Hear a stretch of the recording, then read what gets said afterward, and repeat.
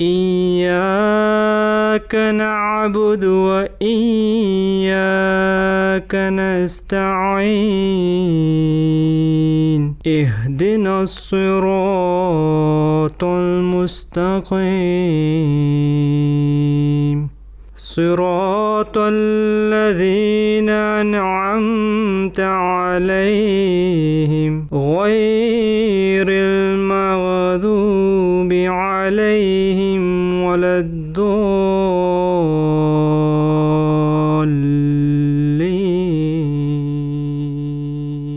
Chers téléspectateurs, assalamu alaikum wa rahmatullahi wa barakatuhu. Le droit chemin vous souhaite une fois de plus la bienvenue. C'est votre émission qui traite des divers sujets à la lumière du Saint-Coran. Nous restons toujours dans cette série d'épisodes qui va traiter les différents aspects des autres et excellentes qualités morales que nous enseigne toujours le même Saint-Coran.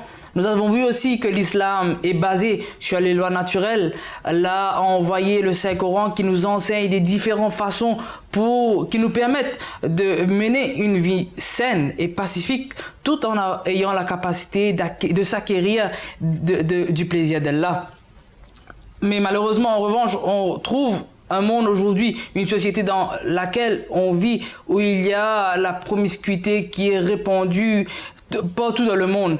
Et l'islam vient condamner cela et vient nous donner des explications et aussi des moyens pour pouvoir nous protéger de cela. Et c'est exactement à propos de cela qu'on va parler aujourd'hui. Pour ce faire, je vais accueillir parmi nous nos deux Mourabians, Mourabi Nour Mohamed et Mourabi Shamim Jamal Ahmed. Assalamu alaikum wa rahmatullahi wa barakatuhu. Wa alaikum assalam wa rahmatullahi wa barakatuhu. Sans plus tarder, on va rentrer dans le vif du sujet. Nour Seb, quelle est la situation exactement du monde aujourd'hui, selon bien évidemment les données que nous avons? Concernant l'immoralité et le monde d'aujourd'hui, ce n'est plus un secret que les jeunes d'aujourd'hui et même les personnes qui sont dans les trentaines ou quarantaines, ils sont affectés, notre société est affectée avec le problème de l'immoralité. Il y a de différentes organisations gouvernementaux ou non gouvernementaux qui sont en train d'essayer de combattre ce problème. Et d'après les rapports, par exemple, un rapport qui a été publié en Amérique, il explique que le rapport physique entre un homme et une femme est quelque chose de naturel, mais qui est toujours contrôlé selon des lois qui étaient déjà existantes d'après la loi de la nature. Donc, d'après ce rapport, pour beaucoup, cette nécessité biologique n'est plus quelque chose de normal. C'est quelque chose qui est une dépendance, malheureusement. Et pour expliquer cela, les experts médicaux nous expliquent que l'accès avec les matériaux qui ne sont pas corrects, les matériaux qui nous démontrent des caractères indécents, même à titre pornographique, tels que les photos, les vidéos, les livres, les magazines, l'Internet, etc. Et l'accès à l'Internet sur les portables aussi. Donc, il nous explique que environ 16 millions de jeunes américains, parce que ce rapport a été publié en Amérique, donc il nous explique qu'environ 16 millions d'Américains, hommes et femmes, se battent aujourd'hui contre ce problème, c'est-à-dire qu'ils sont dépendants avec la vie qui est immorale. C'est devenu comme une drogue. C'est une drogue pour beaucoup de personnes. Alors que l'islam nous explique quelque chose d'autre, mais le monde aujourd'hui nous dit que c'est devenu un problème social. C'est un problème même pour des gouvernements. Comment est-ce qu'ils vont faire pour se battre avec cela? Selon ce rapport, de tels accros ne deviennent pas ainsi en un jour. Les experts médicaux nous disent que ce n'est pas du jour au lendemain que les jeunes ou même les personnes mariées deviennent accros avec la sexualité immorale. Ils commencent avec des matériaux comme on vient de mentionner, l'accès facile à des matériaux qui n'est pas moral. Et sans retenue, ils développent l'envie naturelle de pratiquer ce qu'ils sont en train de visualiser. Donc, avec le temps, ces expériences deviennent des dépendances. Donc, l'aspect naturel de l'homme devient des dépendances qui est illégale, qui est immorale. Donc, c'est là le problème que ces rapports qui sont en train de publier, même jusqu'aujourd'hui, et comment faire pour les combattre. Et ces rapports aussi terminent avec une note que des dépendances et des anomalies de telle sorte développent des autres problèmes sociaux. Par exemple, un comportement qui est non chaste, qui est immoral, entraîne des problèmes néfastes dans la vie d'un garçon, d'une fille, des jeunes, des aînés, dans une couple, la famille et même la société en général. Par exemple, les mariages prématurés, les bébés abandonnés, l'avortement, les personnes qui sont non désirées, mais par force, ils se sont mariés. Il y a des familles brisées, des familles des carrières qui sont abrégées à cause de tels problèmes qui sont développés après des actes immoraux, des rêves brisés. Il y a des jeunes qui ont la capacité d'aller de l'avant et de servir leur pays, leur société, mais à cause des erreurs qu'ils ont faites, ils ne peuvent plus avancer dans leur vie. Et il y a plusieurs de tels problèmes qui sont générés à cause des dépendances que ces jeunes ont dû faire face dans la société d'aujourd'hui. Et c'est bon de mentionner, Noseb, que dans tous les aspects de notre vie, ici on parle de l'immoralité sexuelle, mais dans tous les aspects de notre vie, la dépendance ou l'excès nous mène automatiquement vers la destruction. À titre d'exemple, même la nourriture, qui est quelque chose de sain, quelque chose on a besoin de la nourriture pour pouvoir être en vie, mais bien sûr avec une modération. Si on ne se contrôle pas, éventuellement cela va nous pousser à développer des maladies. Donc la chose que Noseb est en train de mentionner à la lumière des rapports publiés concernant l'immoralité sexuelle, c'est quelque chose qu'on peut voir dans tous les aspects de notre vie, que l'homme doit être en mesure de se contrôler et doit être en mesure de tout faire avec modération. Effectivement. Quelle que soit la chose, si elle est en excès, elle va être nuisible à notre santé. Exactement. Cela en va de même pour les pulsions sexuelles, etc. Mais comme vous avez dit, Nour Saeb, c'est vrai que c'est trop facilement accessible aujourd'hui. Et d'ailleurs, c'est pourquoi la situation est aussi grave, même très grave, quand on considère les conséquences que ça amène dans le monde d'aujourd'hui. Mais en même temps, on sait aussi que c'est naturel, tout à fait naturel, d'être attiré vers le sexe opposé. Même Allah le dit très clairement dans le Saint-Coran, qu'il nous a créés ainsi. Si c'est le cas, d'où vient le problème ?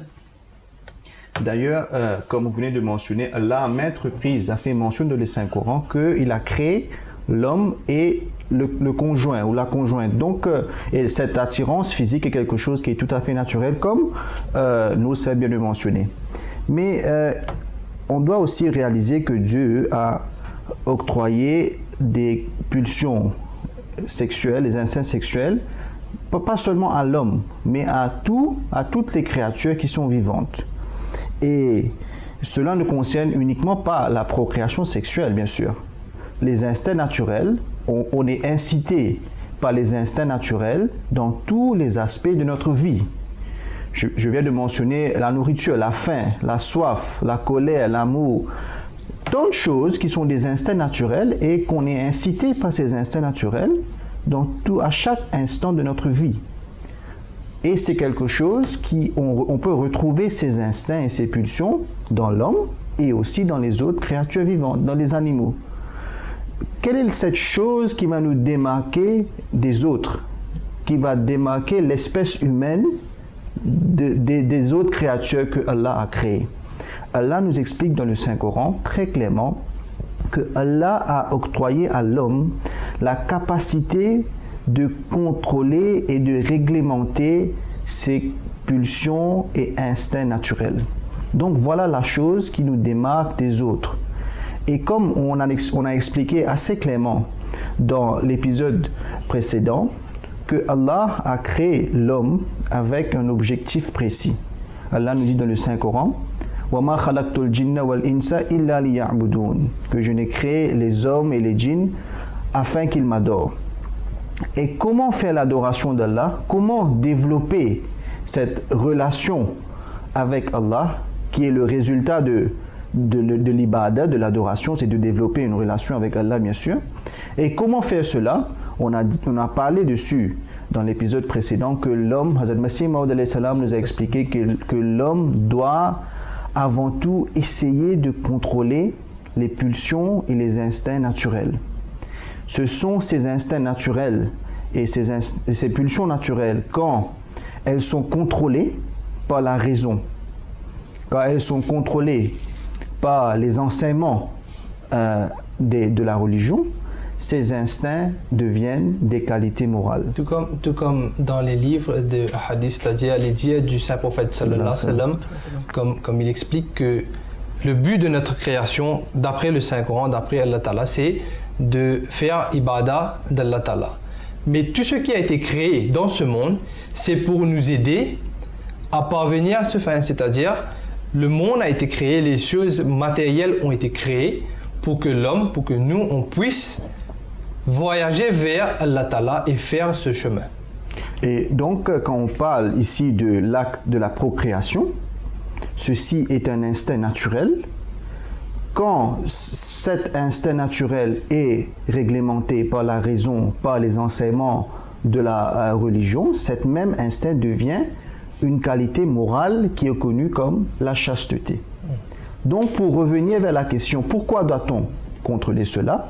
Parce que c'est l'objectif même de la création de l'homme, que l'homme doit essayer, car Dieu lui a donné cette capacité de se contrôler, de contrôler ses pulsions naturelles afin qu'il puisse développer les qualités morales et éventuellement cela va l'emmener vers établir une relation avec Allah et développer des qualités bien sûr spirituelles. Effectivement, Shamim Seb, il y a une chose très importante de ce que vous avez mentionné, les mêmes pulsions sexuelles, s'ils sont utilisés dans une façon adéquate, d'après les injonctions coraniques, au lieu de nous attirer la colère d'Allah, ça nous attire les plaisirs d'Allah et c'est quelque chose de très important à savoir. Et bien sûr, le Saint-Coran est rempli avec des injonctions qui nous ordonnent de mener notre vie d'une façon décente. Pouvez-vous nous donner quelques exemples? Il y a plusieurs versets dans le Saint-Coran où Allah Ta'ala est en train de parler à propos de la chasteté. Et le mot qui est utilisé en général dans ce sujet, c'est-à-dire la chasteté, c'est furuj. Le mot furuj est utilisé à maintes reprises dans plusieurs chapitres du Saint-Coran. Et ceux qui ont traduit les versets, le Coran, ils ont écrit la chasteté. Ceux qui protègent leur chasteté, ceux qui gardent leur chasteté, etc. Par exemple, وَالَّذِينَ هُمْ لِفُرُوجِهِمْ حَافِظُونَ, ceux qui protègent leur chasteté, et ça c'est dans Surah Al-Mu'minun, il est mentionné de Surah Al-Nur, Surah Al-Ma'arij, Surah Al-Ahzab. Donc dans différents versets, dans différentes situations, Allah Ta'ala a parlé de furuj. Et dans tous les versets, Allah Ta'ala est en train de dire les croyants sont ceux qui protègent, ceux qui gardent leur chasteté. Dans les commentaires, dans les tafasir, les commentaires de ces versets, en résumé, on voit que le mot furuj, qui est normalement attribué avec les parties intimes, les parties privées d'une personne, que le croyant est celui qui protège la chasteté. Donc on comprend par cela que le croyant doit protéger ses parties intimes, de s'éloigner de l'immoralité. Mais les mufassirin et Hazrat Muslim Maud, le deuxième calife après le Messie premier, en expliquant ces versets dans son ensemble, il nous dit que le mot furuj ne veut pas seulement dire les parties intimes, les parties privées d'une personne. ça fait référence, pour commencer, avec l'esprit, avec le cœur d'une personne. Donc là, le cœur d'une personne doit être protégé par cette personne des actes, de situations qui sont immorales. Et aussi, ça concerne toutes les parties du corps. Le mot furuj fait référence avec toutes les parties, tous les organes de notre corps qui va nous emmener vers des pensées ou des actes qui sont immoraux. Par exemple, les yeux, les oreilles, la langue, les mains, même les pieds. Donc, l'islam, à travers ces versets, nous explique que concernant la chasteté, oui, il est dit qu'on doit garder, on doit préserver notre chasteté, on doit rester très loin avec l'immoralité. Mais comment le faire? C'est seulement à travers le Saint-Coran, à travers l'islam, les enseignements que Hazrat Muhammad Mustafa sallam nous a donnés, que ça devient très clair. Que pour vraiment être quelqu'un qui est connu comme chaste, qui n'est pas immoral, on doit faire de sorte que toutes les parties du corps, comme mentionné dans le mot furuj, est protégée des actes ou des situations ou des moments qui vont nous emmener vers des actes qui sont immoraux. D'ailleurs, nous le savons, le Saint-Coran nous dit, en ce qui concerne la chasteté, la taqrabu zina, n'approchez pas l'adultère. Et le Saint-Coran ne nous donne pas l'enseignement la taznu, ne commettez pas l'adultère. Mais le mot utilisé est la taqrabu zina, n'approchez pas de l'adultère. Donc ici, c'est l'explication de ce que nous savons bien de mentionner, qu'on doit prendre toutes les précautions afin de ne pas être exposé à des situations où on va être incité à commettre des actes qui sont immoraux, qui sont indécents. Surtout concernant cela, on peut dire qu'on ne peut jamais être trop prudent. Exactement. Et donc, la protection de la chasteté commence avec la protection du cœur de quelqu'un, comme vous avez dit. Sinon, ça entraîne beaucoup de problèmes, les uns plus immoraux que les autres. Mais comme pour tout problème ou fléau, pour ainsi dire, le Saint-Coran nous donne des solutions. Comment faut-il s'y prendre pour se protéger contre l'indécence? Hazrat Masih Maud alayhi salam, dans son livre La philosophie des enseignements de l'islam, nous a donné plusieurs remèdes contre l'indécence à la lumière des enseignements du Saint-Coran. Mais avant de parler de ces remèdes, il y a un hadith du Saint-Prophète sallallahu alayhi wa sallam qui parle de ce problème d'une façon générale. Et le Saint-Prophète sallallahu alayhi wa sallam, dans un de ses dires, avait mis en garde les compagnons qui ne doivent pas s'asseoir sur les routes, là où il y a les gens qui passent. Et ensuite, les compagnons ont dit, Ya Rasulallah, sallallahu alayhi wa sallam, on n'a pas d'autre place pour se réunir, pour avoir des conversations, donc c'est là où on s'assoit normalement. Donc, sur ce, le prophète sallallahu alayhi wa sallam les a conseillés, si vous voulez vous asseoir ici, il faut respecter les droits de cette route ou du chemin. Donc, les compagnons ont demandé au prophète sallallahu alayhi wa sallam, c'est quoi les droits de la route? Et le prophète sallallahu alayhi wa sallam a répondu, premièrement, il faut baisser le regard. Donc, il ne faut pas regarder les choses qui sont interdites. Et ensuite, le prophète sallallahu alayhi wa sallam a aussi dit qu'on ne doit pas causer des inconvénients aux usagers de la route et on doit bien sûr ordonner ce qui est convenable et interdire ce qui est blâmable. Donc, de ce hadith, le prophète sallallahu alayhi wa sallam a mentionné une des façons afin de se protéger de l'indécence. Pour revenir à ce que Hazrat Masih Maud alayhi salam a mentionné dans son livre La philosophie des enseignements de l'islam, Hazrat Masih Maud alayhi salam a expliqué le fait que l'islam nous donne des enseignements afin qu'on reste protégé des pensées qui sont malsaines. Et non pas de se protéger de l'acte qui est malsain, de se protéger de l'indécence, mais de se protéger des pensées qui peuvent même entraîner ces actes, entraîner ces actes immoraux. Et Hazrat Masih Maud alayhi salam nous dit que premièrement, le Saint-Coran nous ordonne aux hommes avant tout et ensuite aux femmes qu'on doit contrôler le regard, qu'on ne doit pas regarder les personnes interdites, qu'on ne doit pas regarder les choses qui vont nous inciter à commettre cet acte qui est immoral. Et aussi, on doit exercer un contrôle sur la faculté de l'ouïe. On ne doit pas écouter la description des charmes et des attraits physiques de l'autre sexe. Et comme Nousseb vient d'expliquer que le mot furouj ne se réfère pas simplement aux parties intimes, mais aussi à l'œil et à l'ouïe, etc. Et Hazrat Masih Maud salam a aussi donné, à la lumière bien sûr du Saint-Coran, que ceux qui ne sont pas mariés, ceux qui sont pendant la période du célibat, ils peuvent se protéger de l'indécence à travers le jeûne ou à travers l'adoption d'un style de vie ou d'un régime qui est approprié à leurs conditions. Et tout cela, c'est à la lumière des enseignements du Saint-Coran afin qu'on puisse exercer un contrôle sur soi. Donc la chose qui est la plus importante ici, et cela démarque bien sûr le Saint-Coran des autres livres sacrés, le Saint-Coran ne nous donne pas des instructions pour ne pas commettre l'adultère ou les autres actes immoraux. Le Saint-Coran nous donne des instructions afin qu'on puisse nous protéger des pensées qui peuvent emmener vers cela. Donc à la fin, on peut comprendre que c'est tout le sens, toutes nos facultés qu'il faut protéger afin de ne pas arriver à l'indécence. Et aussi, vous avez mentionné il y a certaines instructions dans le Saint-Coran qu'il faut garder les yeux baissés.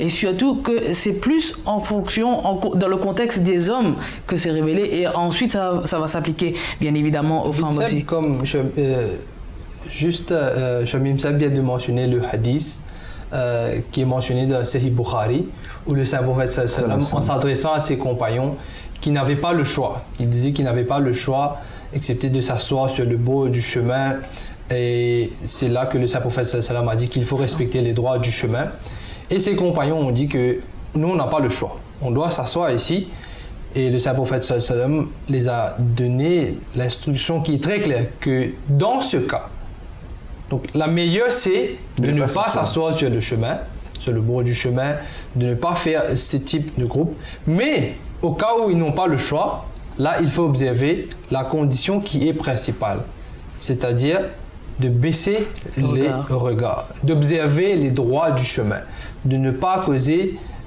des obstructions, de ne pas nuire, et que eux aussi ils ne doivent pas être piégés dans des problèmes du chemin, c'est-à-dire les droits du chemin. Aujourd'hui, on constate que les jeunes, surtout les jeunes, et même les personnes qui sont mariées maintenant, ils sont de cet avis qu'ils n'ont pas le choix, excepté d'utiliser la technologie. C'est-à-dire qu'ils doivent définitivement regarder la télévision. Ils doivent suivre les nouvelles, l'information, de lire les journaux, les magazines. Donc maintenant, avec la technologie qui nous donne des informations des autres pays, mais aussi les cultures des autres et l'immoralité des autres cultures aussi. Donc là, ça pose un problème. En premier lieu, on devrait être protégé de cette technologie qui nous amène des pensées immorales. Mais dans le cas où, comme notre société est en train de dire maintenant qu'on n'a pas le choix, avec notre portable, avec les ordinateurs, l'internet, on n'a pas le choix. Des fois, sans avoir l'intention, on est en train de regarder des photos ou des vidéos qui, nous peut-être on n'a pas cherché, mais avec les pubs, avec les sites internet qui nous envoient des pubs, on n'a pas le choix, on fait face à ces vidéos et ces photos.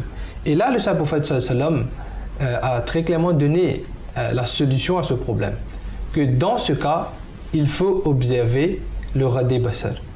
Radé Basar, littéralement, veut dire baisser le regard.